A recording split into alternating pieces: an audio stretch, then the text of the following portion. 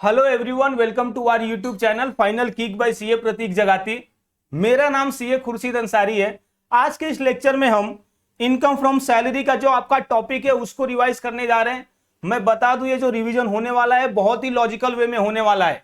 जहां जहां पे लॉजिक इन्वॉल्व होगा वो सभी लॉजिक आपके साथ डिस्कस किया जाएगा, सो दैट आपको याद करने में ज्यादा प्रॉब्लम ना हो, आपको लॉजिक वाइज ही चीजें समझ जाए और याद हो जाए। और साथ ही साथ हम ना ये जब रिवीजन वीडियो के लास्ट में हम क्या करने वाले हैं ना, दो सम सॉल्व करने वाले हैं। तो उससे क्या होगा, आपको आइडिया भी आ जाएगा कि हमको ये जो डेटा पढ़ रहे हैं इसका यूज कैसे करना है सम सॉल्व करने में। ओके। और ये जो हम यहाँ पे नोट्स यूज कर रहे हैं आपको पढ़ाने के लिए, ये नोट्स आपको हमारे टेलीग्राम चैनल पे मिल जाएगा। ओके, जिसका हमने लिंक इस वीडियो के डिस्क्रिप्शन में दे करके रखा है, तो जाइए आप हमारे टेलीग्राम चैनल से भी जुड़ जाइए। तो आइए आगे बढ़ते हैं और चीजों को अच्छे से पढ़ते जाते हैं। तो देखो, जो हम इनकम टैक्स की पढ़ाई करते हैं, इनकम टैक्स का पढ़ाई हमको तीन चीजें सिखा करके जाता है। वो क्या क्या है? तो सबसे पहली बात, हम इनकम कैसे कैलकुलेट करें, एंड देन वो कैलकुलेट किए हुए इनकम पे टैक्स कैसे कैलकुलेट करें। और हम दूसरे भी प्रोविजन पढ़ते हैं, जैसे कि रिटर्न फाइलिंग के बारे में पढ़ते हैं, एंड देन टैक्स कलेक्शन के बारे में पढ़ते हैं। जो आज का हमारा टॉपिक है इनकम फ्रॉम सैलरी, वो रिलेशन दिखाता है इनकम कैसे कैलकुलेट करें। ठीक है, तो यहां पे क्या होने वाला है, जब हमको इंप्लॉयर से पैसा मिलेगा तो वो पैसे का कैलकुलेशन कैसे होगा, क्या क्या चीजें इंक्लूड हो जाएगी टैक्स भरने के लिए, समझ रहे हो, ये हम सीखने वाले। तो इन शॉर्ट यहां पे देखो क्या बोला जा रहा है, इस टॉपिक में हमको फाइंड आउट करना है, मालूम है क्या, salary income of the employee. जो इंप्लॉय का सैलरी इनकम है हमको वो फाइंड आउट करना है जो इंप्लॉयर से हमको मिल रहा है। ओके, तो ये इंट्रोडक्शन था। यहां का जो चार्जिंग सेक्शन है 15, ये क्या बोलता है देखो, तो सीधी सी बात है, सैलरी है तो सैलरी के बारे में क्या बोलेगा कि जो इंप्लॉयर से आपको मिल रहा है वही यहां पे टैक्स होगा। तो देखो क्या बोला है कि जो आपको इनकम मिल रहा है ना वो टैक्सेबल होगा under this head only if, कभी जब भी इंप्लॉयर एंड एम्प्लॉय रिलेशनशिप हो। ठीक है, इंप्लॉयर और एम्प्लॉय रिलेशनशिप को दूसरे नाम से भी जाना जाता है, मास्टर एंड सर्वेंट का रिलेशनशिप हो। ओके, अभी बात यह आता है कि ये जो सैलरी आपको मिल रहा है वो टैक्स कभी होगा, उस पर कभी टैक्स लगेगा। कौन से पॉइंट ऑफ टाइम पर टैक्स लगेगा, तो देखो क्या बोला जा रहा है, ड्यू और received which ever is earlier. तो ये जो दो इवेंट है ना, ड्यू या फिर received which ever is earlier, दोनों में से जो पहले हो तभी लग जाएगा। फॉर एग्जाम्पल, आपका जो एडवांस सैलरी आपको मिल गया, आपको ना कुछ काम था तो आपने इंप्लॉयर से बोला साहब साहब हमको एडवांस में सैलरी दे दो ना, तो देखो वो तो एडवांस में है, मतलब वो अभी ड्यू नहीं हुआ है, जब भी काम करोगे बाद में तभी ड्यू होगा, लेकिन वो तो अभी आपको मिल जा रहा है। तो यहां पे पहले क्या हो गया है, रिसीव्ड हो गया है, तो वहां पे लग जाएगा, समझ रहे हो। तो इस तरह से ड्यू और रिसीव्ड, जो दोनों में से जो इवेंट अर्लियर हो रहा है उस ईयर में आपको सैलरी पे टैक्स लग जाएगा। ओके, अभी देखो ये जो चार्जिंग सेक्शन है ना उसका हम एनालिसिस करते हैं। चार्जिंग सेक्शन क्या बोला कि कोई सैलरी के हेड में इनकम तभी टैक्स होगा जब भी इंप्लॉयर इंप्लॉय के रिलेशनशिप में आपको पैसा मिल रहा है, जब भी मास्टर एंड सर्वेंट के रिलेशनशिप में पैसा मिल रहा है। तो ये देखो सेक्शन को एनालाइज करते हैं और देखो आगे क्या बोला जा रहा है, salary received by partners from the partnership form. तो अगर जो पार्टनर्स को पार्टनरशिप फॉर्म से सैलरी मिल रहा है तो क्या बोला जा रहा है मालूम है, वो सैलरी के हेड में नहीं टैक्सेबल होगा, वो टैक्सेबल होगा पीजीबीपी के हेड में। ऐसा क्यों? क्योंकि देखो ना, जो पार्टनरशिप फॉर्म है और जो पार्टनर्स है, क्या ये दोनों के बीच में मास्टर सर्वेंट का रिलेशनशिप है? नहीं है ना, पार्टनरशिप फॉर्म है वो पार्टनर्स का ही तो होता है। ठीक है, सो बिकॉज ऑफ दैट यहां पे नहीं टैक्सेबल होगा, पीजीबीपी में जाकर के उस पर टैक्स लगेगा, जो भी सैलरी कमीशन बोनस रेमुनरेशन मिल रहा है पार्टनर्स को फ्रॉम पार्टनरशिप फॉर्म। ओके, दूसरी बात, ये जो एमपी है, एमएलए है, एमएलसी है, इन लोगों को जो सैलरी मिल रहा है, गवर्नमेंट जो सैलरी देती है, आप बताओ वहां पे भी इंप्लॉयर इंप्लॉय का रिलेशनशिप होता है क्या? नहीं होता है ना। एंड बिकॉज ऑफ दैट ये भी इनकम फ्रॉम सैलरी में टैक्स नहीं लगेगा। अगर जो एमपी एमएलए एमएलसी को कुछ सैलरी मिल रहा है तो वहां पे कहां पे टैक्स लगेगा, ऐसी चीजें तो लगेगा इनकम फ्रॉम अदर सोर्स के हिसाब से। ओके, आगे देखिए अगला पॉइंट।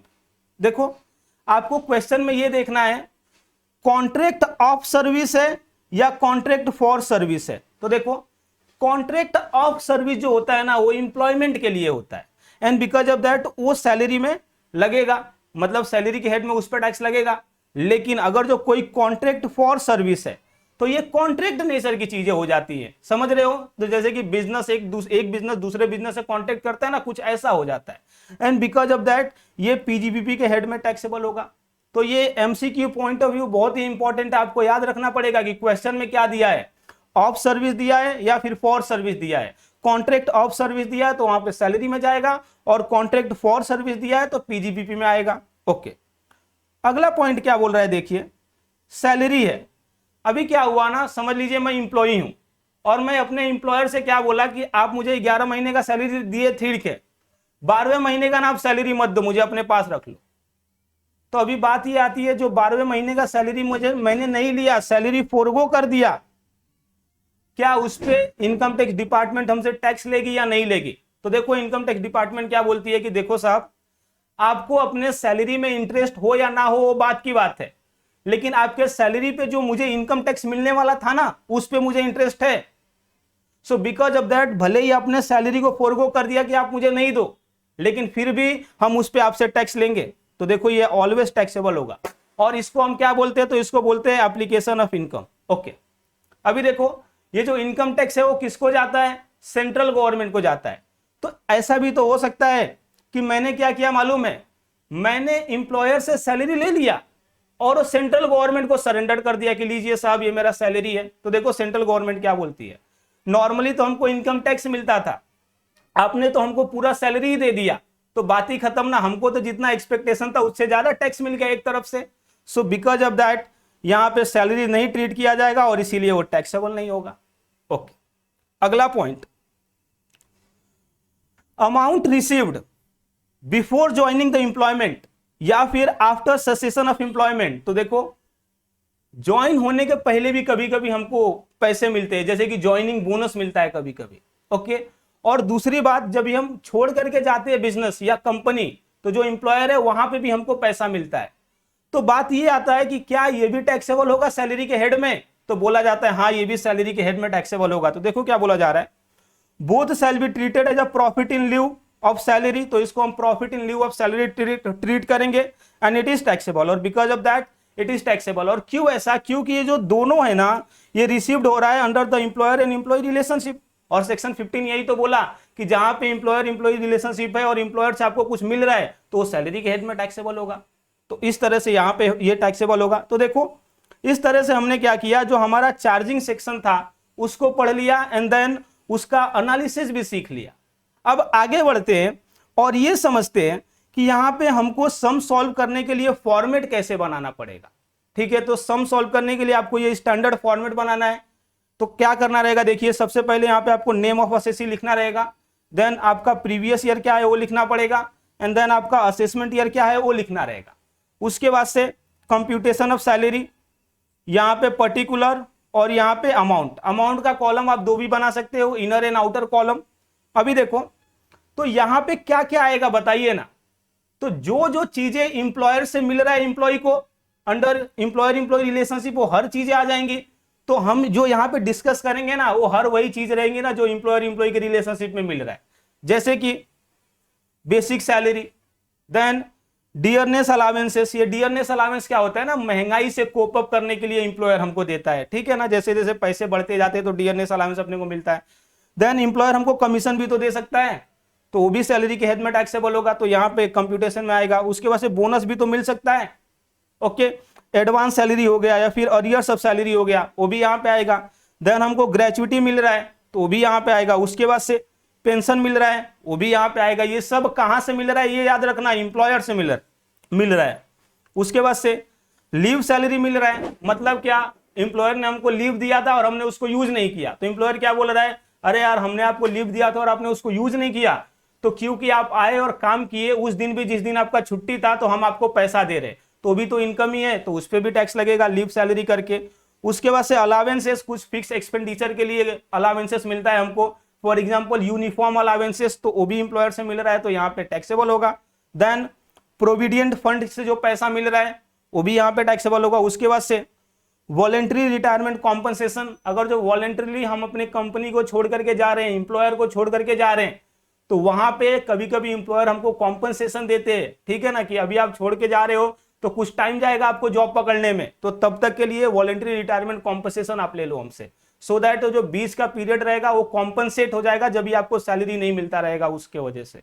ओके, उसके बाद से सुपर एनुएशन फंड, रिटायरमेंट पे अगर जो कुछ दिया जा रहा है तो उसके बाद से रिट्रीसमेंट कॉम्पनसेशन, एंड देन परक्विजिट्स, तो इस तरह से ये हर चीजें मिलती है अपने को इंप्लॉयर से, सो बिकॉज ऑफ दैट ये सैलरी के पार्ट में आएगा। अभी देखो इस तरह से हमारा ग्रॉस सैलरी आ जाएगा, और ग्रॉस सैलरी में से ना इनकम टैक्स क्या करती है, हमको डिडक्शन देती है अंडर सेक्शन 60, और ये डिडक्शन 3 चीजों का मिलता है यहाँ पे। यो क्या क्या है, तो सबसे पहली बात प्रोफेशनल टैक्स। प्रोफेशनल टैक्स क्या होता है, ये टैक्स ऑन एम्प्लॉयमेंट होता है। हर स्टेट की गवर्नमेंट वहां पे जो प्रोफेशन हो रहा है ना, जो लोग प्रोफेशनल्स हैं उनसे कुछ तो टैक्स ले लेती है, जिसको हम प्रोफेशनल टैक्स के नाम से जानते हैं। ठीक है, आगे इसके बारे में बहुत अच्छे से पढ़ेंगे। उसके बाद से इंटरटेनमेंट अलावेंस का भी हमको डिडक्शन मिलता है अंडर सेक्शन 16, और याद रखना बस गवर्नमेंट इंप्लॉय को ही मिलता है ये डिडक्शन। उसके बाद से एक स्टैंडर्ड डिडक्शन मिलता है सभी इंप्लॉय को, और ये स्टैंडर्ड डिडक्शन होता कितना है, तो 50,000 और gross salary which ever is lower. Okay, तो इस तरह से हमारा क्या आ जाएगा, नेट सैलरी आ जाएगा, और ये नेट सैलरी पे हमको टैक्स भरना पड़ेगा। अभी हम क्या करेंगे मालूम है, देखो ये जो हमने बात किया ना, बेसिक सैलरी, डियरनेस अलावेंस, फिर कमीशन, तो ये सभी चीजें के बारे में ना हमको बहुत ही डिटेल में पढ़ाई करना है कि इसका टैक्स ट्रीटमेंट क्या होगा।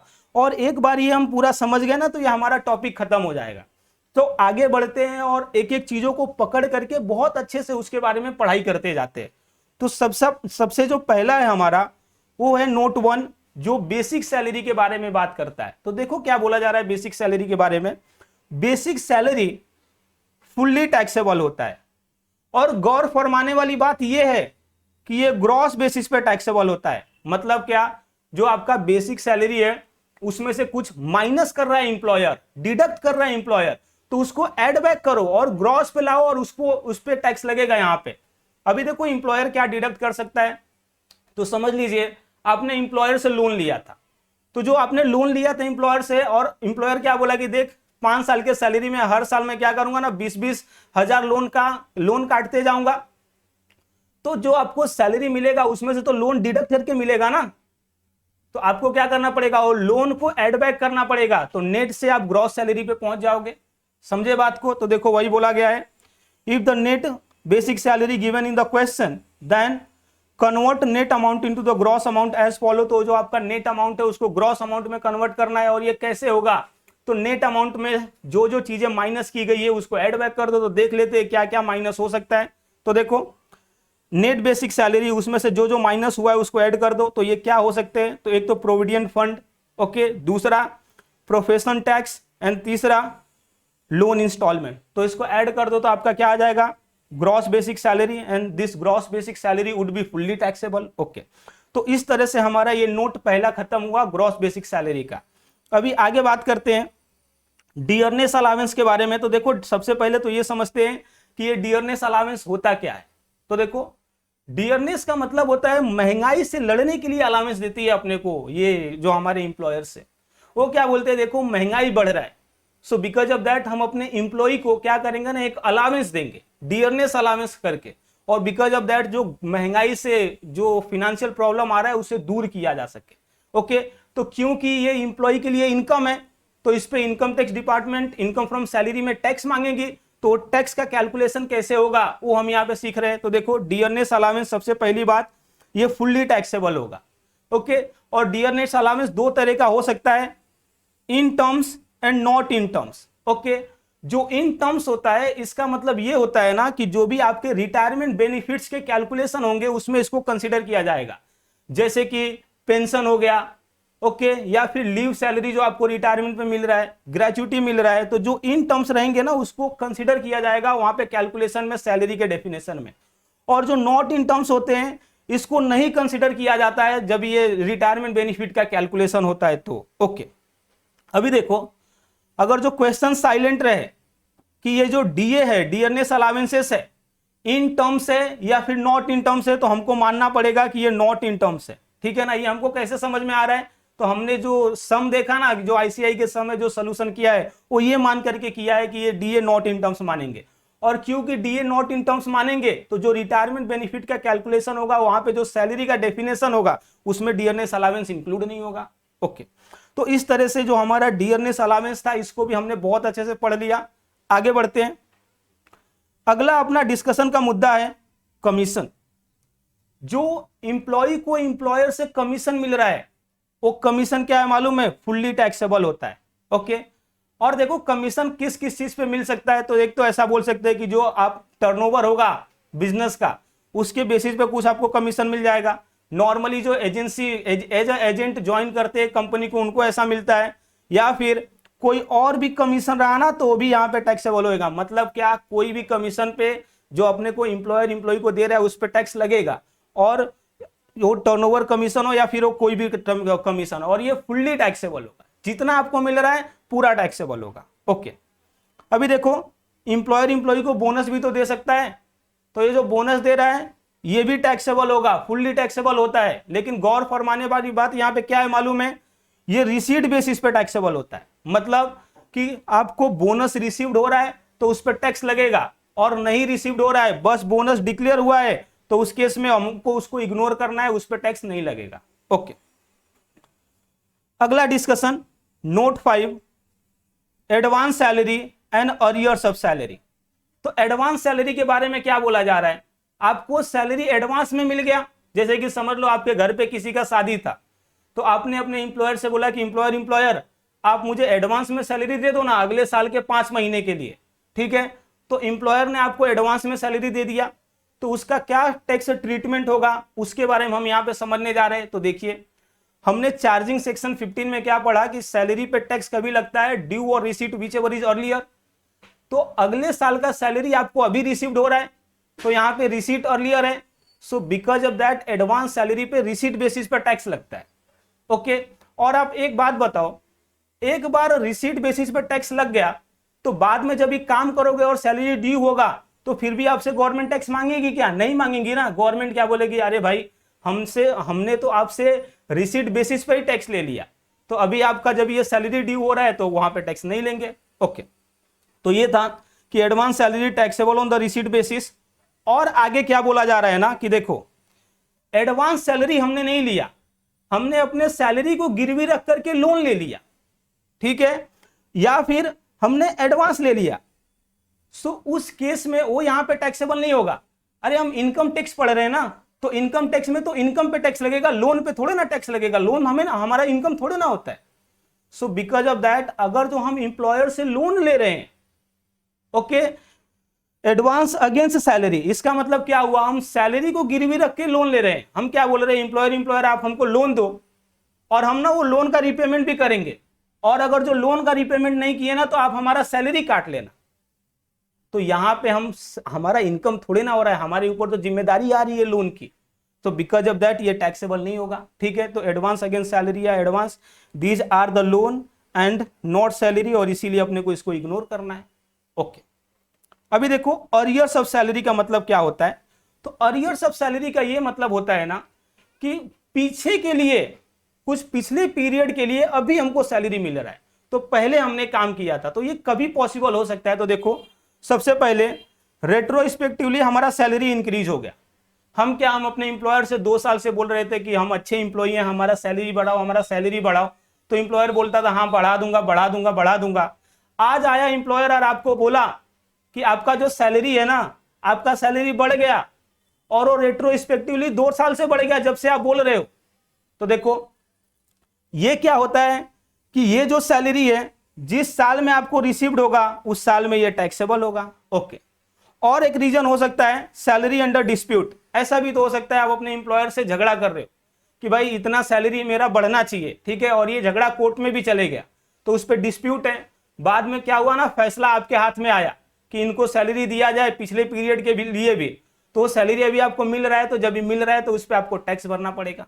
ओके, तो ये हमारा डिस्कशन हो गया अरियर्स ऑफ सैलरी पे एंड एडवांस सैलरी पे। आगे बढ़ते हैं और ये इंपॉर्टेंट पॉइंट को डिस्कस करते हैं, ग्रेचुइटी। Note 6, gratuity. तो देखो क्या होता है, जो इंप्लॉयर्स रहते हैं ना अपने इंप्लॉय को ग्रेटिट्यूड के लिए ग्रेचुइटी देते हैं। ओके, जब ये इंप्लॉय रहता है 10 साल 15 साल हमारे साथ जुड़ा रहे और काम करके जाए, तो उस समय जो इंप्लॉयर्स रहते हैं ना ग्रेचुइटी के नाम पे पेमेंट करते हैं। तो क्योंकि ये भी जो पेमेंट हो रहा है इंप्लॉयर से इंप्लॉय को हो रहा है ना, इंप्लॉयर एंड इंप्लॉय रिलेशनशिप में हो रहा है, मास्टर एंड सर्वेंट के रिलेशनशिप में हो रहा है, तो इनकम फ्रॉम सैलरी में उस पर टैक्स लगेगा। ओके, तो ग्रेचुइटी पे कितना टैक्स लगेगा, कैसे टैक्स लगेगा, उसके बारे में यहाँ पे हम पढ़ने वाले हैं। तो देखो, ग्रेचुइटी का टैक्सेबिलिटी इस बात पे डिपेंड करता है कि ग्रेचुइटी आपको मिल कभी रहा है, रिसीव्ड कभी हो रहा है। तो देखो, अगर जो आपको ग्रेजुएटी रिसीव्ड हो रहा है ड्यूरिंग द एम्प्लॉयमेंट, मतलब आप काम कर रहे हो और साथ ही साथ आपको ग्रेजुएटी मिल गया, सो इन दैट केस ये जो ग्रेजुएटी रहेगा सभी इंप्लॉय के लिए, चाहे वो गवर्नमेंट इंप्लॉय हो या फिर नॉन गवर्नमेंट इंप्लॉय है, फुल्ली टैक्सेबल होगा। Okay, on the other hand ये जो आपको ग्रेजुएटी मिल रहा है at the time of retirement पे मिल रहा है, सो इन दैट केस यहां पे एग्जेम्पशन अवेलेबल है, मतलब कि पूरा ग्रेजुएटी टैक्सेबल नहीं होगा, उसमें से आपको कुछ छूट मिलेगा, और वो कितना छूट मिलेगा वो सेक्शन 10 सबसेक्शन 10 में बताया गया है। ओके, तो देखो यहां पे अगर जो आपको एम्प्लॉयमेंट के टाइम मिल रहा है तो फुल्ली टैक्सेबल था, क्यों ऐसा? तो देखो गवर्नमेंट क्या बोलती है, देखो अब ये इन एम्प्लॉयमेंट में है ना, तो अभी ये एम्प्लॉय कमाएगा, अभी इसके कुछ कमाने के साल बाकी हैं। ओके, अभी ये बुढ़ा नहीं हुआ है, इसीलिए ड्यूरिंग एम्प्लॉयमेंट में मिल रहा है ना ग्रेजुएटी, तो उस पर टैक्स लगाओ। लेकिन अगर जो बेचारा कोई एम्प्लॉय है और वो रिटायर्ड हो रहा है तो उसको ग्रेजुएटी मिल रहा है, मतलब कि अभी एम्प्लॉय तो बुढ़ा हो गया है। ओके, इसके बाद से वो कमाने वाला है नहीं ज्यादा, उसका कुछ इनकम होने वाला है नहीं, इसीलिए क्या करेंगे ना, हम टैक्स तो लगाएंगे लेकिन उस पर कुछ एग्जेम्पशन दे देंगे, और जो एग्जेम्पशन के बारे में हमने बात किया सेक्शन 10 सबसेक्शन 10 में। ओके, तो देखो अब बात करते हैं कि जो एग्जेम्पशन मिलेगा eight the time of retirement पे ग्रेजुएटी पे वो कितना होगा। तो ये डिपेंड करेगा कि गवर्नमेंट इंप्लॉय है या फिर अदर इंप्लॉय है। अगर जो इंप्लॉय गवर्नमेंट है इन दैट केस फुल्ली एग्जेम्प्ट होगा। ओके, आप देखो ये जो इनकम टैक्स एक्ट है उसको बनाया किसने है? गवर्नमेंट ने बनाया है। सो बिकॉज ऑफ दैट वो गवर्नमेंट के जो इंप्लॉय हैं उनके फेवर में बना है, ठीक है ना। तो इनकम फ्रॉम सैलरी में बहुत सारे आप प्रोविजन देखोगे जो क्या रहेगा मालूम है, जो गवर्नमेंट इंप्लॉय है उनके फेवर में होगा। ओके, तो यही आप देख लो, यहीं पे ये फेवर में है कि अगर जो ग्रेजुएटी मिल रहा है at the time of retirement government employee को तो फुल्ली एग्जेम्प्ट होगा। ओके, अभी बात करते हैं अदर इंप्लॉय के केस में क्या होगा। तो अदर इंप्लॉय के केस में ये देखना पड़ेगा कि जो इंप्लॉय है वो पेमेंट ऑफ ग्रेजुएटी एक्ट वाला इंप्लॉय है या फिर अदर इंप्लॉय है, मतलब क्या पोगा इंप्लॉय है या फिर अदर इंप्लॉय है। इसका मतलब क्या हुआ, तो देखो पेमेंट ऑफ ग्रेजुएटी के लिए एक एक्ट बना है जिसको हम बोलते हैं पेमेंट ऑफ ग्रेजुएटी एक्ट 1972। तो यहाँ पे लिखा गया है कि कब ग्रेजुएटी पेमेंट होगा, कैसे पेमेंट होगा, क्या क्या उसमें कॉन्ट्रीब्यूशन होंगे। तो अगर जो कोई इंप्लॉय इसके थ्रू ग्रेजुएटी रिसीव कर रहा है, मतलब क्या जो ग्रेजुएटी रिसीव कर रहा है वो इस एक्ट के थ्रू गवर्न किया था, इन दैट केस यहां पे कैसे कैलकुलेशन होगा, क्या एग्जेम्पशन होगा। और दूसरी बात हम क्या देखेंगे कि कोई ऐसा इंप्लॉय है जो नॉन पोगा है, मतलब ग्रेजुएटी तो मिल रहा है लेकिन वो पेमेंट ऑफ ग्रेजुएटी एक्ट के हिसाब से नहीं मिल रहा है, तो वहां पे एग्जेम्पशन का अमाउंट कैसे कैलकुलेट किया जाएगा। अभी आप एक बात को समझो, जो पेमेंट ऑफ ग्रेजुएटी एक्ट के थ्रू इंप्लॉय गवर्न हो रहे हैं उनको इनकम टैक्स एक्ट है ना ज्यादा बेनिफिट देना चाहता है, ज्यादा एग्जेम्पशन देना चाहते हैं कंपेयर टू जो नॉन पोगा इंप्लॉय है। तो देखोगे ये जो कंडीशन दिया गया ना एग्जेम्पशन का, वो पोगा इंप्लॉय के फेवर में होगा एग्जेम्पशंस। ओके, तो देखते हैं। तो यहाँ पे पोगा इंप्लॉय के केस में कितना एग्जेम्पशन मिलेगा, तो 3 चीज का लोअर मिलेगा। वो क्या क्या है देखो, तो सबसे पहले 15 divide by 26 multiply by salary per month multiply by number of years of the service completed. Okay, तो क्या करेंगे 15 डिवाइड बाय 26 करेंगे, multiply by salary per month करेंगे, multiply by numbers of years of the service completed. अभी देखो ऐसा भी तो हो सकता है कि जो सर्विस कंप्लीटेड है वो राउंड में आए, वो क्या है, वो फ्रैक्शन में आए। तो अगर जो फ्रैक्शन में आता है तो उसका राउंडिंग ऑफ करेंगे, और राउंडिंग ऑफ कैसे करेंगे वो मैं आपको बता देता हूं। तो देखो, तो यहां पे अगर जो कोई इंप्लॉई है वो 30 साल एंड 4 महीना काम किया है तो यहां पे वो 30 साल ही गिना जाएगा। उसके बाद से कोई इंप्लॉई है 30 साल एंड 6 महीना काम किया है तो उसको भी 30 साल ही गिनेंगे। लेकिन कोई इंप्लॉई है वो 30 साल एंड 7 महीना काम किया है तो उसको 1 साल ज्यादा ले लेंगे। ओके, तो राउंडिंग ऑफ कैसे होने वाला है आपको समझा क्या। अगर जो फ्रैक्शन आ रहा है वो 6 महीने तक आ रहा है तो फिर क्या होगा, जो कंप्लीटेड ईयर है वही माना जाएगा। लेकिन अगर जो फ्रैक्शन है मंथ का वो 7 महीना या उससे ज्यादा आ रहा है तो उसको 1 ईयर बढ़ा देंगे। कौन से इंप्लॉय के केस में, पोगा इंप्लॉय के केस में। ओके, तो ऐसे याद रख सकते हो, पोगा होगा तो राउंडिंग ऑफ होगा। ओके, और नॉन पोगा इंप्लॉय के केस में राउंडिंग ऑफ नहीं होता है। तो देखो 6 महीना काम किए या फिर 4 महीना काम किए या फिर 7 महीना काम किए, जो कंप्लीटेड ईयर है ना वही बस काउंट होगा यहां पे। ओके, तो देखो ये हो गया। और यहां पे जो सैलरी है उसका मतलब क्या होगा, तो सैलरी का मतलब होगा latest basic salary per month, जो आपका एकदम लास्ट ड्रॉन सैलरी है वो latest, and then latest dearness allowance. और यहाँ पे dearness allowance both in terms वाला है, नॉट इन टर्म्स वाला। ओके, तो ये तो अपना पहला हो गया कि 15 divide by 26 multiply by salary per month multiply by number of year service completed. दूसरा लिमिट क्या है, तो दूसरा है एक्चुअल अमाउंट जो आपको रिसीव्ड हो रहा है ग्रेचुइटी का, एंड देन तीसरा है मैक्सिमम 20 लाख। जो तीनों में से लोअर अमाउंट होगा उतना ही ग्रेचुइटी का एग्जेम्पशन आपको मिलेगा पोगा इंप्लॉय के केस में। ओके, नॉन पोगा के केस में कैसे एग्जेम्पशन कैलकुलेट होगा, तो यहां पे भी लोअर ऑफ 3 रहेगा। और देखो ये जो लास्ट के दोनों कंडीशन है ना वो दोनों सेम ही है, तो जो पहला कंडीशन है वही डिफरेंट है। तो देखते हैं वो क्या है, तो यहां पे 1 डिवाइड बाई 2 मतलब हाफ हो गया, multiply by average salary per month, multiply by number of years of service completed. Okay, और यहां पे राउंडिंग ऑफ नहीं होगा। और दूसरा क्या लेंगे, दूसरा लिमिट क्या है, एक्चुअल अमाउंट रिसीव्ड, एंड तीसरा क्या है, maximum 20 lakh. Okay, which ever is lower, इतने का एग्जेम्पशन मिल जाएगा। अब यहाँ पे एवरेज सैलरी पर मंथ है, वो उसको हम कैलकुलेट कैसे करेंगे, तो देखिए क्या बोला जा रहा है, एवरेज सैलरी पर मंथ जो है ना उसको कैलकुलेट करने में सबसे पहली बात जो रिटायरमेंट मंथ का सैलरी है उसको अपने को कंसिडर नहीं करना है। ओके, और यहाँ पे जो एवरेज बेसिक सैलरी आएगा वो लास्ट 10 मंथ का होगा। तो बात समझे क्या, सबसे पहली बात एवरेज निकालने में 10 महीना लिया जाएगा, मतलब 10 महीने का एवरेज लिया जाएगा, और ये 10 महीने में जो रिटायरमेंट का मंथ है उस मंथ को एक्सक्लूड किया जाएगा। ओके, तो इस तरह से। और सैलरी में क्या क्या आएगा, तो एक तो अपना बेसिक सैलरी आएगा, दूसरा एवरेज डियरनेस अलावेंस आएगा, और ये याद रखना जो डियरनेस अलावेंस इन टर्म्स है वही आएगा। उसके बाद से एवरेज टर्नओवर कमीशन आएगा ऑफ लास्ट 10 मंथ। देखो यहाँ पे एवरेज टर्नओवर कमीशन भी आएगा, ये भी आपको एडिशनल याद रखना है बात को। ओके, तो यहाँ पे हमने जो ग्रेचुइटी का हमारा डिस्कशन था उसको हमने बहुत अच्छे से कंप्लीट किया। आशा करता हूँ आपको ये चीजें बहुत अच्छे से समझ में आए।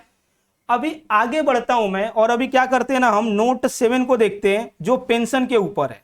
ओके, पेंशन जो इंप्लॉय को रिसीव्ड हो रहा है, तो देखो इसका टैक्स ट्रीटमेंट के लिए आपको यह देखना पड़ेगा कि जो पेंशन है वो अनकम्यूटेड पेंशन है या फिर कम्यूटेड पेंशन है। इसका मतलब क्या होता है, तो अनकम्यूटेड पेंशन का मतलब वो पेंशन होता है जो आपको मंथली बेसिस पे मिल रहा है। Okay, on the other hand जो कम्यूटेड पेंशन होता है वहां पे क्या होता है ना, पूरे पेंशन अमाउंट को आप एक ही बार ले लेते हो। तो देखो क्या बोला जा रहा है, जो अनकम्यूटेड पेंशन है जो आपको मंथली पेंशन मिल रहा है, तो गवर्नमेंट बोलती है ना ये तो कुछ हद तक सैलरी के जैसा है, क्योंकि हर महीने आपको मिल रहा है। तो हम क्या करेंगे ना, सबसे इस पे टैक्स लेंगे, गवर्नमेंट इंप्लॉय रहा तो भी, नॉन गवर्नमेंट इंप्लॉय रहा तो भी। Okay, on the other hand अगर जो कम्यूटेड पेंशन है, जो लमसम पेंशन आपने एक ही बार विड्रॉन कर लिया, ओके, तो यहां पे क्या होगा ना, यहां पे आपको कुछ एग्जेम्पशन दिया जाएगा, कुछ छूट दिया जाएगा। गवर्नमेंट क्या बोलते हैं, देखो यहां पे भी तो टैक्स लगेगा, लेकिन हम टैक्स लगाएंगे कुछ छूट दे करके। और जो एग्जेम्पशन है उसको कहां पे डिस्कस किया गया है, तो उसको कवर किया गया है सेक्शन 10 सब सेक्शन 10A में। तो आइए देखते हैं कितना एग्जेम्पशन मिलेगा और किसको किसको मिलेगा। तो देखो in case of government employee के केस में ये फुल्ली एग्जेम्प्ट हो जाएगा। ओके, और जो अदर इंप्लॉय हैं, अदर इंप्लॉय के केस में क्या होगा मालूम है, आपको देखना पड़ेगा क्या अदर इंप्लॉय को पेंशन के साथ साथ ग्रेच्युटी भी मिल रहा है, या फिर क्या अदर इंप्लॉय को बस पेंशन ही मिल रहा है, ग्रेच्युटी नहीं मिला है। तो देखो गवर्नमेंट क्या बोलती है, अगर जो कोई इंप्लॉय है रिटायरमेंट पे उसको पेंशन भी मिल रहा है, उसको ग्रेच्युटी भी मिल रहा है, तो यहां पे तो यार हमको एग्जेम्पशन ज्यादा देना पड़ेगा, एक तो पेंशन पे भी देना पड़ेगा और ग्रेच्युटी पे भी देना पड़ेगा। तो अभी हम क्या करेंगे ना, पेंशन पे थोड़ा कम एग्जेम्पशन देंगे आपको। तो देखो अगर जो ग्रेच्युटी रिसीव्ड हो रहा है, तो यहाँ पे जो पेंशन का एग्जेम्पशन अमाउंट है कम्यूटेड पेंशन का, वो कैसे कैलकुलेट होगा, देखो सो टोटल पेंशन लिया जाएगा आपका, टोटल पेंशन बोले तो sum of commuted pension and uncommuted pension, तो ये दोनों लिया जाएगा और मल्टीप्लाई किया जाएगा 1/3, और जो अमाउंट रहेगा वही आपका एग्जेम्पशन अमाउंट होगा। ओके, और आपको ग्रेच्युटी नहीं रिसीव्ड हो रहा है तो गवर्नमेंट को तो देखो ग्रेच्युटी का तो एग्जेम्पशन देना नहीं पड़ा, तो यहाँ पे आपको थोड़ा ज्यादा एग्जेम्पशन देंगी गवर्नमेंट।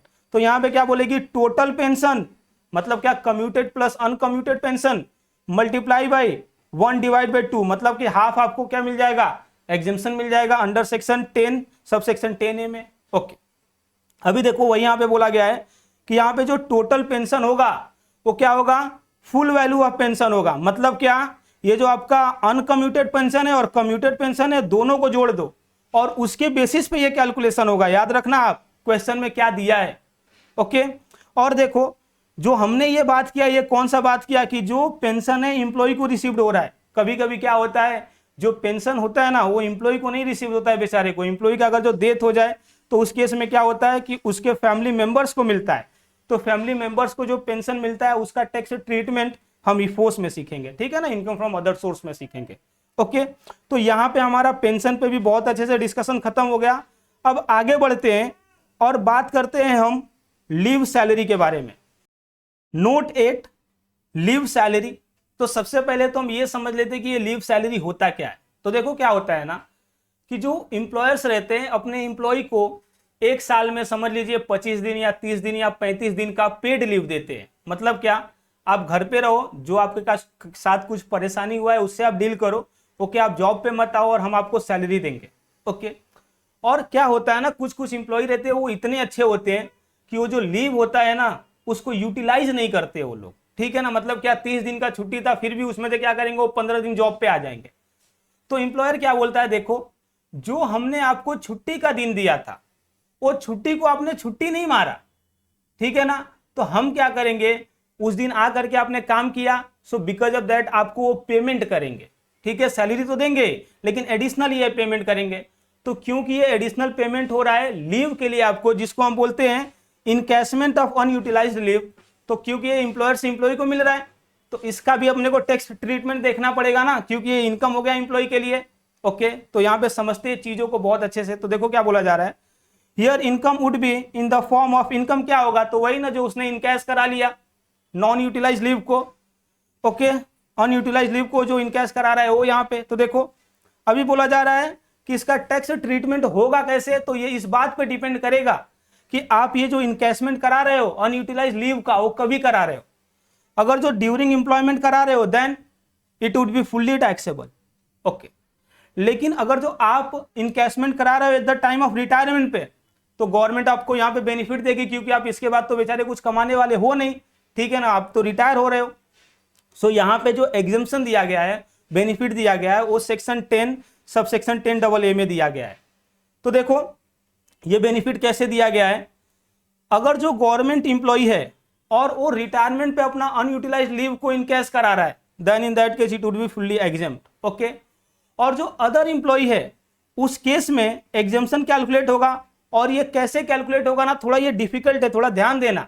तो यहाँ पे क्या बोला जा रहा है ना, 4 चीज का लोअर लिया जाएगा। अब ये 4 चीजें क्या है, थोड़ा ध्यान से समझो।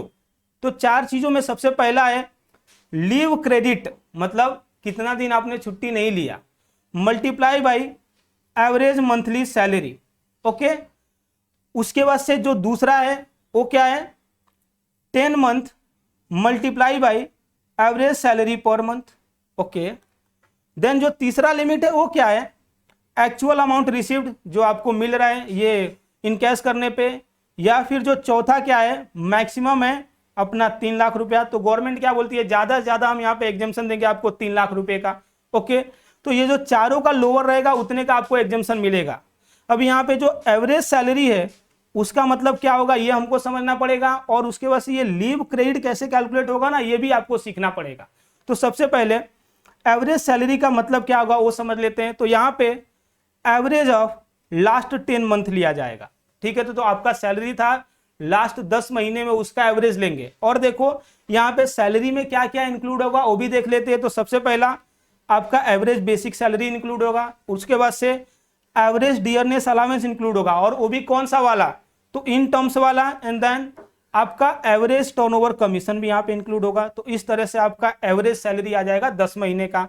ओके, अभी देखो ये जो लीव क्रेडिट है इसको हम कैसे कैलकुलेट करेंगे। तो एक बात समझो, इनकम टैक्स एक्ट क्या बोलता है कि देखो भाई, आप अपने इंप्लॉय को जो लीव दे रहे हो ना, हमारे हिसाब से आपको ज्यादा से ज्यादा 30 दिन का ही लीव देना चाहिए, पेड लीव जो है, जिसके लिए आप इनकैशमेंट करने की बात कर रहे हो। सो अगर जो आप 30 दिन से ज्यादा दिए हो तो भी हम ज्यादा से ज्यादा आपको 30 दिन का ही देंगे। ये लीव क्रेडिट कैलकुलेट करने में आपका ये लीव अलाउड वाला बात है उसको, ठीक है। तो यहां पे देखो ये जो लीव क्रेडिट कैसे कैलकुलेट करेंगे, so leave allowed minus leave taken, और ये जो लीव अलाउड है ये आपका मैक्सिमम 30 डेज हो सकता है हर ईयर में, समझ रहे हो आप। ओके, तो इस तरह से आपका क्या आ जाएगा, लीव क्रेडिट आ जाएगा, और ये लिमिट कैलकुलेट कर लेंगे, और ये जो चारों का जो लोअर रहेगा उसका आपको एग्जेम्पशन मिल जाएगा अंडर सेक्शन 10 सबसेक्शन 10AA में।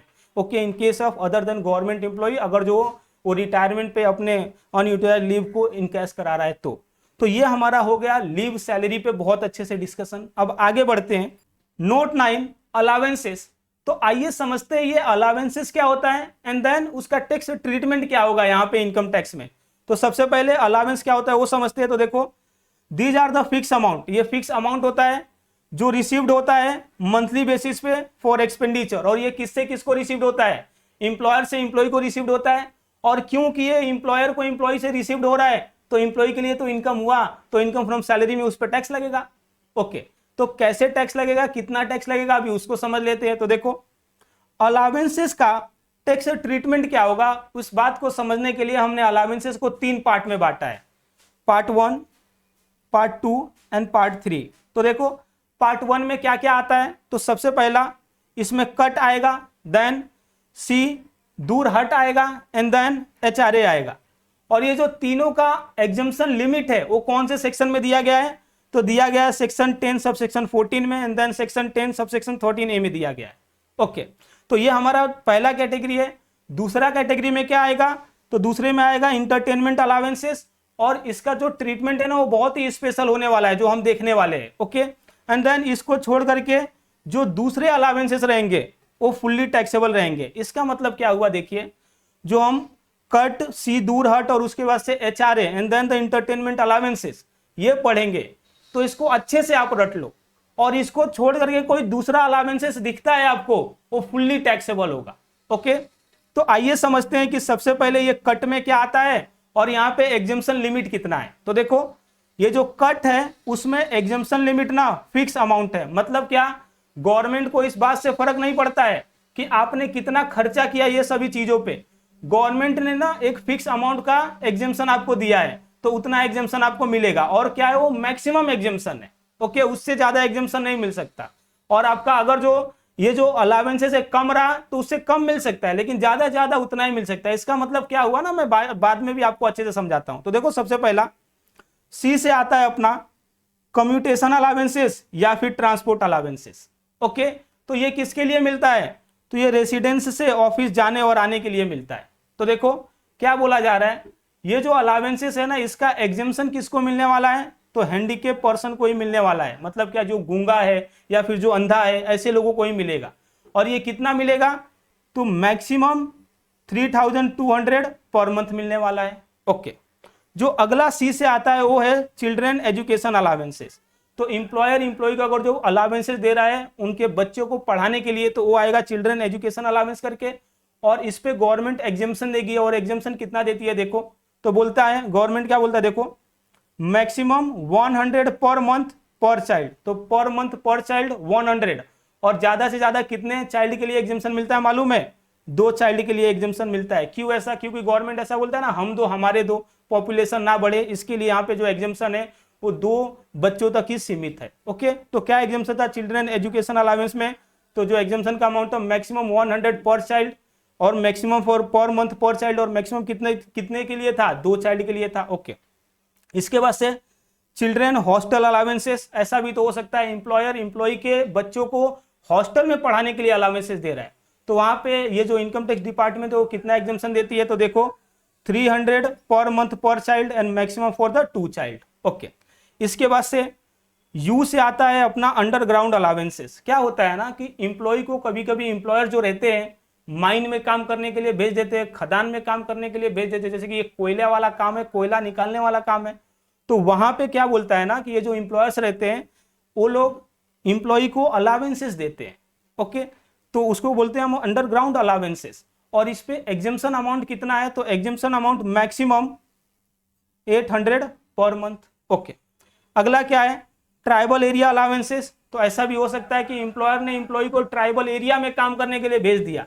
ट्राइबल एरिया बोले तो जिंगालाला हुहू वाले एरिया में भेज दिया, तो वहां पे अगर जो इंप्लॉयर इस बात के लिए अलावेंसेस दे रहा है इंप्लॉय को, तो उस केस में क्या होगा ना, गवर्नमेंट एग्जम्पशन देती है। और गवर्नमेंट एग्जम्पशन कितना देती है? देखिए, मैक्सिमम 200 पर मंथ देती है। ओके, उसके बाद से जो कट में अपना लास्ट है टी से, वो है allowances to the employ of the transport undertaking. तो यहां पे क्या हो रहा है, जो इंप्लॉय ट्रांसपोर्ट अंडरटेकिंग में अगर जो वहां पे इंप्लॉयर उनको अलावेंसेस दे रहा है, इंप्लॉय को अलावेंसेस दे रहा है, तो यहाँ पे एग्जम्पशन मिलेगा। और वो कितना एग्जेम्पशन मिलेगा देखिए, तो यहाँ पे एग्जेम्पशन का जो लिमिट है वो है 70% ऑफ अमाउंट रिसीव्ड या फिर 10,000 which ever is lower. Okay, तो ये हमारे कट में क्या क्या आते थे उसको हमने पढ़ लिया। जो क्या क्या था एक बार बोलो आप। तो कम्यूटेशन अलावेंस था, उसके बाद से सी से दूसरा जो सी था children education and then the children hostel था, उसके बाद से यू से underground allowance and then the T से tribal area allowances and then the T से तो इंप्लॉई ऑफ ट्रांसपोर्ट अंडरटेकिंग को जो अलावेंस मिलता है वो। तो इस तरह से ये था। अभी देखो यहाँ पे नोट्स क्या बोल रहा है, तो यहाँ पे जो मैक्स का मतलब है ना ये है कि कम है तो कम लो, ज्यादा है तो लिमिट में रहो। ठीक है, इसका मतलब क्या हुआ, इसका मतलब ये हुआ कि जैसे कि समझ लो अभी चिल्ड्रन एजुकेशन अलावेंसेस के लिए इंप्लॉई क्या कर रहा है मालूम है, जो इंप्लॉयर है इंप्लॉई को 50 रुपया दे रहा है, तो ये तो अभी 100 रुपये से कम है, मैक्सिमम यहाँ पे 100 रुपये का एग्जाम्शन मिल रहा था, तो अभी 50 रुपया मिल रहा है, तो एग्जाम्शन भी गवर्नमेंट कितना देगी, 50 रुपया ही देगी ना। समझ रहे, तो वही है यहाँ पे, कम है तो कम लो। लेकिन ऐसा भी तो हो सकता है कि जो इंप्लॉयर है इंप्लॉय को 150 रुपया दे रहा है, इन दैट के ज्यादा हो गया ना, अभी तो ज्यादा है तो लिमिट में रहो। कितने के लिमिट में रहोगे, 100 रुपये का, तो टैक्सेबल कितना हो जाएगा, जो ऊपर का 50 रुपया है वो। तो ठीक है, यही मतलब हुआ, कम है तो कम है लो, ज्यादा है तो लिमिट में रहो। और ये पूरे इंटायर डीटी में चलता है जहां पे मैक्स अमाउंट दिया रहता है। ओके, अभी देखो if in question amount spend is given, तो देखो ऐसा भी तो हो सकता है कि कट के लिए जितना खर्चा हुआ है वो दिया है, तो आप बताओ खर्चे के ऊपर यहाँ पे गवर्नमेंट एग्जेम्पशन दे रही है क्या, ऐसा तो नहीं है, गवर्नमेंट तो डायरेक्ट अपने को एग्जेम्पशन दे रही है। ठीक है ना, जो जैसे कि 100 रुपया या फिर 200 रुपया 300 रुपया, so because of that amount spend को अपने को इग्नोर करना है। ठीक है, ओके, तो ये अपना कट पे डिस्कशन हो गया। अभी आगे बढ़ते हैं, सी दूर हट को समझते हैं और यहाँ पे क्या एग्जेम्पशन अमाउंट है उसको समझ लेते हैं। तो सबसे पहले एग्जेम्पशन अमाउंट में क्या बोला जा रहा है कि जो सी दूर हट में अलावेंसेस आते हैं, जितना इंप्लॉयर से मिल रहा है और जितना आपने खर्चा कर दिया उस अमाउंट से, वो पूरा आपका एग्जेम्प्ट होगा। जो ऊपर का बच गया उस पर टैक्स लगेगा। फॉर एग्जाम्पल मेरे को इंप्लॉयर से ना 10,000 रुपया मिला और वो 10,000 रुपया सी दूर हट में कवर है, तो उसका टैक्स ट्रीटमेंट क्या होगा, समझ लो 10,000 में से मैंने 7,000 खर्चा कर दिया, तो 7,000 गवर्नमेंट एग्जेम्प्ट कर देगी और क्या बोलेगी 3,000 आपके पास बचा है ना, तो वो टैक्सेबल हो जाएगा, उस पर आपको टैक्स भरना पड़ेगा। ओके, तो सी दूर हट में क्या क्या आते हैं वो समझ लेते हैं। तो देखो सी से कन्वेंस अलावेंसेस, लोकल ट्रैवल के लिए जो दिया जाता है, एंड देन डी से डेली अलावेंसेस, यू से यूनिफॉर्म अलावेंसेस, आर से रिसर्च अलावेंसेस, एंड एच से helper allowances, and then T से ट्रैवलिंग और टूर अलावेंसेस। तो ये अलावेंसेस में कैसा है, amount spent is equal to amount exempt. Okay, अभी देखो सी दूर हट में जो हमने पढ़ाई किया, अगर जो क्वेश्चन में ये नहीं बोला रहा कि कितना अमाउंट स्पेंट हुआ, तो हमको मान लेना है कि जितना अमाउंट अपने को एम्प्लॉयर ने दिया ना, वो पूरे का पूरा अपना हमने खर्चा कर दिया, एंड बिकॉज ऑफ दैट वो फुल्ली अपना क्या हो जाएगा, एग्जेम्प्ट हो जाएगा। ओके, अभी देखो यहाँ पे जो हमारा पहला था ना उसमें खत्म हो गया और ये बचा अपना बस एचआरए। एचआरए को थोड़ा लेट पढ़ते हैं। अब क्या करते हैं ना, जो इंटरटेनमेंट अलावेंसेस है उसको अच्छे से समझ लेते हैं। तो देखो क्या इंटरटेनमेंट अलावेंस का स्पेशल ट्रीटमेंट है। तो इंटरटेनमेंट अलावेंस को आपको यह देखना पड़ेगा कि कौन से इंप्लॉय को मिल रहा है, गवर्नमेंट इंप्लॉय को मिल रहा है या फिर अदर इंप्लॉय को मिल रहा है। ओके, अगर जो गवर्नमेंट इंप्लॉय को मिल रहा है तो सबसे पहली बात ये फुल्ली टैक्सेबल हो जाएगा। ओके, एंड देन सेक्शन 16 में इसका डिडक्शन भी मिलेगा, और डिडक्शन कितना मिलेगा मालूम है, तो डिडक्शन 3 चीज का लोअर होगा। अब वो 3 चीजें क्या क्या है देखो, सबसे पहली बात 20% ऑफ बेसिक सैलरी, या फिर एक्चुअल अमाउंट रिसीव्ड, या फिर मैक्सिमम 5,000 पर एनम। समझ रहे हो, तो ये जो तीनों का लोअर रहेगा उतने का ही आपको डिडक्शन मिलेगा यहाँ पे अंडर सेक्शन 16 में इंटरटेनमेंट अलाउंसमेंट का। और कौन से केस में, गवर्नमेंट इंप्लॉय के केस में।